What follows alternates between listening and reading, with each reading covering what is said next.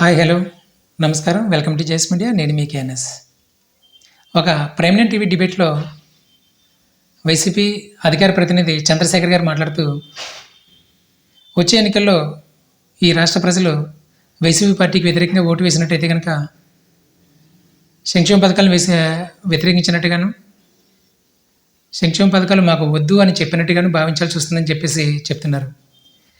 ఎందుకు అలా అనుకోవాలి?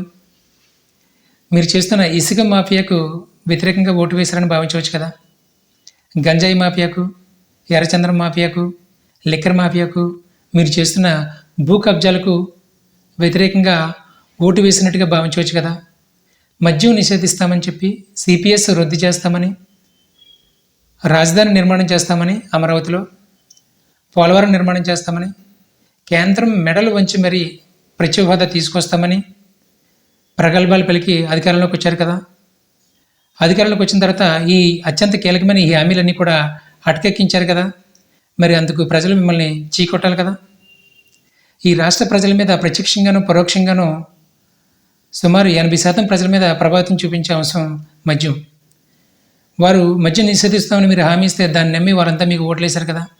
ఇప్పుడు మీరు వారందరినీ కూడా మోసం చేసినట్లే కదా. ఈ రాష్ట్రంలో లక్షలాది మంది ఉద్యోగస్తుల కుటుంబాలకి సంబంధించినది సిపిఎస్ రద్దు అంశం. మీరు దాన్ని రద్దు చేయలేకపోయారు కదా. ఇప్పుడు వారంతా మిమ్మల్ని చీకొట్టాలి కదా.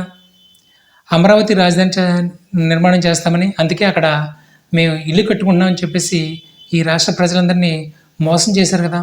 అందుకు జగన్కు వ్యతిరేకంగా ఈసారి ఓటు వేయాల్సిన అవసరం ఉంది కదా. అలాగే ఇప్పటివరకు 8 సార్లు కరెంటు ఛార్జీలు పెంచారు. నిత్యావసర వస్తువుల రేట్లు విచ్చలవిడిగా పెంచారు. పెట్రోల్ డీజిల్ ఛార్జీలు పెంచేశారు. రిజిస్ట్రేషన్ ఛార్జీలు పెంచేశారు. మరి వీటికి ఎన్నటికీ ప్రజలు మిమ్మల్ని వ్యతిరేకించాల్సిన అవసరం ఉంది కదా. ఈ రాష్ట్రంలో ఆడబిడ్డల మీద అఘాయిత్యాలు జరిగితే పట్టించుకోనందుకు గాను, అలాగే దళితుల మీద దాడులు చేసిన వాళ్ళని ప్రోత్సహించినందుకు గాను మిమ్మల్ని వ్యతిరేకించాల్సిన అవసరం ఉంది కదా.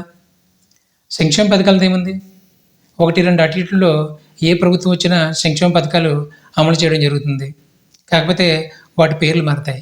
కానీ సంక్షేమ పథకాలు కూడా రాష్ట్ర సంపద నుండి తెచ్చి ఇవ్వాలి. కానీ ప్రజల నెత్తి మీద పన్నుల భారం పెంచి, ప్రజల నెత్తి మీద అప్పుల భారం పెంచి, లేకపోతే ప్రభుత్వ ఆస్తులను తగనమ్మి, ప్రభుత్వ ఆస్తులను తాకట్టు పెట్టి సంక్షేమ పథకాలు తెస్తే రేపొద్దున రాష్ట్రం ఆర్థిక మాంద్యంలో చిక్కుకునే పరిస్థితి ఉంటుంది. కాబట్టి ఈ రాష్ట్ర ప్రజలు వైసీపీ పార్టీని వ్యతిరేకించడానికి, వైసీపీ పార్టీకి రేపు రాబోయే ఎన్నికల్లో వ్యతిరేకంగా ఓటు వేయడానికి మీకు కారణాలే కావాలనుకుంటే కనుక కోకలలు ఉన్నాయి. అందుకే ఇప్పటికీ రాష్ట్ర ప్రజలు డిసైడ్ అయ్యారు. డెఫినెట్గా వైసీపీ పార్టీకి వ్యతిరేకంగానే ఓటు వేయబోతున్నారు. వైసీపీ పార్టీని ఓడించబోతున్నారు. జై హింద్.